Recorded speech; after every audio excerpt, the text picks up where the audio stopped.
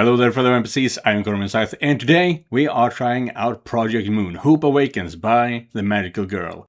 The game is finished and can be found on itch, and just like the last time, the link to the game will be found on my card. So, Project Moon is a comedic visual novel with 5 chapters plus 1 bonus chapter where you play as a Futanari magical girl fighting against an evil empire at the behest of your queen. That is the quick synopsis, but there is a lot to go through, so strap in and leave the strap on at home because this girl comes fully equipped.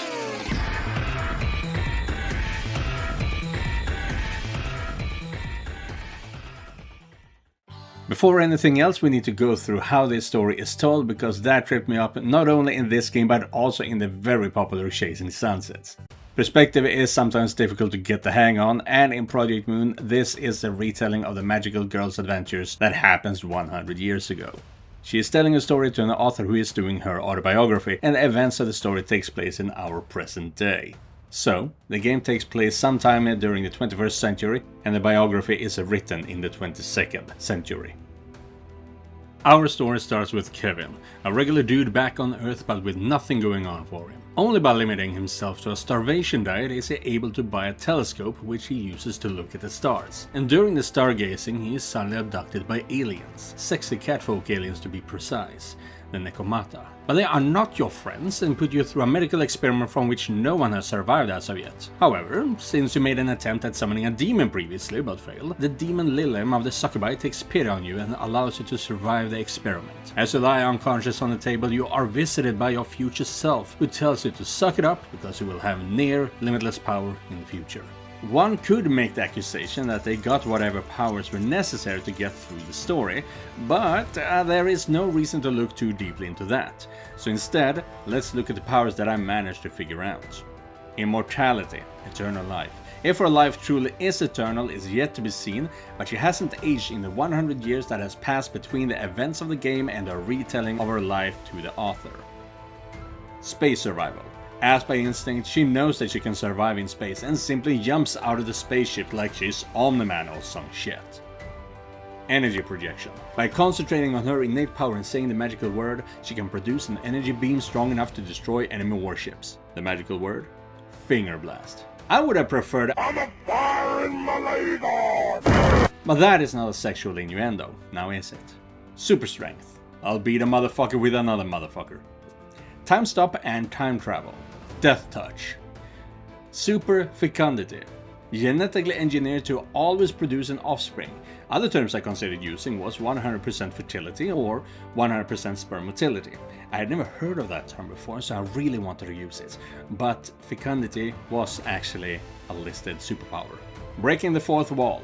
We all know this one. We've all seen Deadpool by now. Can I share that home with someone you've met? The old blind lady from the laundromat. Al. God, I miss cocaine. Her. Fourth wall break inside a fourth wall break. That's like 16 walls. Magic, same there. We all know what it implies. There's essentially no limits to it. Whatever she doesn't already have, she can fix with magic. And the list of superpowers was found on the Versus Battles wiki. So yeah, you wake up now as a magical girl with big bahugas and a big ding-dong, a demon mistress and not one, but 2 sexy Nekomata by your side. And the aliens do apologize to you, in the only way a Futanari can appreciate. After a quick and swift battle with a different alien species, whose ship you fingerbanged single-handedly, you all continue on your voyage back to the planet Takra, where you will meet the Queen. You were made to be in her service after all. Now, since you were created to serve the Queen, it does also mean that you are just a pawn in Takra's political game. On the planet Takra there are several species living, the most prominent being the Nekomata, cat girls. There are other types of animal girls as well, such as rabbit people, centaurs, lamias, kitsunes, and they do hold important positions in society, but they are not much explored in the game. On Takra, albinos are considered cursed and without a soul, a mindset the current queens seek to rectify.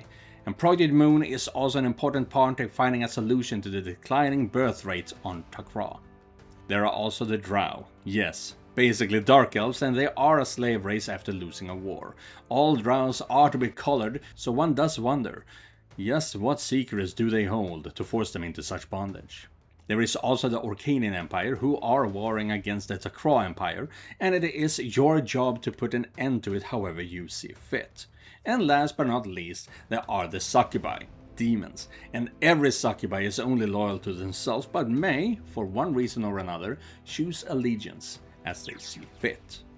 Who are the people in Project Moon? I will not go into that too much, and it does tie in with my finishing thoughts on the game, so bear with me, but here are the important girls. Under normal circumstances, the hierarchy would put the omniscient, omnipotent Asia on top of everything, followed by the succubi, Queen Saki, the magical girl, Nora and Sora, and at the very bottom, Mary the Drow. But because of the rules of depravity, the only one who keeps their position in the hierarchy is Asia. When you have the power to shut down the game, you will remain on top. But everyone else is, because of the power of the magical girl, a free-for-all, where even the servants of the magical girl have power over beings such as the succubi, which says a lot since one of them actually was cursed by the one and only Judeo-Christian God. And this takes us to the end of my presentation. Project Moon Hope Awakens is a silly game with a lot of stupid jokes that will keep you entertained, whether it's being small ones about finger blasting or longer interjections about how Dragon Ball is still a relevant show 100 years in the future. Question is, how many Uganda Knuckles did you find? The structure of the story is good in my opinion. Personally, I am not a big fan of porn logic, like I need to fuck all the demons in order to save the realm. But I cannot deny that the pawn logic in this game checks out and it makes sense. Now, I am talking about the structure because the storytelling leaves a lot to be desired. More than once did something incredibly big and important happen, such as learning of the first pregnancy of the game, only to be over and done in less than 3 sentences later. It happened, but it wasn't impactful. It's also not very apparent when someone new is talking. Almost a third of the important recurring characters don't have a sprite during conversation, so unless you keep track of whose name is written in the above the text box, you might not realize right away that someone else is talking. And towards the end, I could no longer connect the name to a character because new minor recurrent characters kept showing up. The renders have their issues as well. Asia likes to do an overview, not that you're seeing everything from above, but rather that the scene is a bit zoomed out, which makes it hard at times to know just who is in the scene. And with the color scheme of the game, it's sometimes very difficult to tell the characters from the environment. The camera angles during sex was shoddy as well. If I have a sexy cat girl on top of me, I don't want to look at the back of my head. However, with all that said, I do believe that this game has great potential.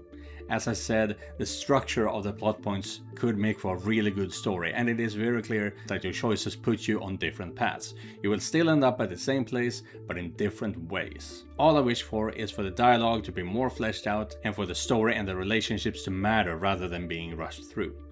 Asia obviously has a brain for coming up with stories, he just needs to practice his craft and it could become a great story. And maybe I come off as harsh, and I apologize for that, but I will never tell someone to stop creating. Here's the thing though, all of us needs to start somewhere, and that means that we are going to be bad at things sometimes.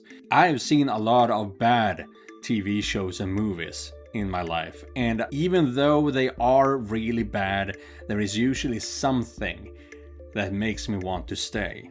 There is one component in your story that makes me want to see how you're going to handle it. And for that reason alone, I am telling you, Asia, do not stop writing. You do have a lot of potential, and I would love to see what else you can show us in the future. And thus concludes my thoughts on Project Moon Hope Awakens by Asia, or the Magical Girl. A game of silly fun that you can play through in about 8 hours. Now, do you choose to be good natured or evil aligned? Thank you guys for watching, and I will be seeing you guys in the next one. Goodbye everyone.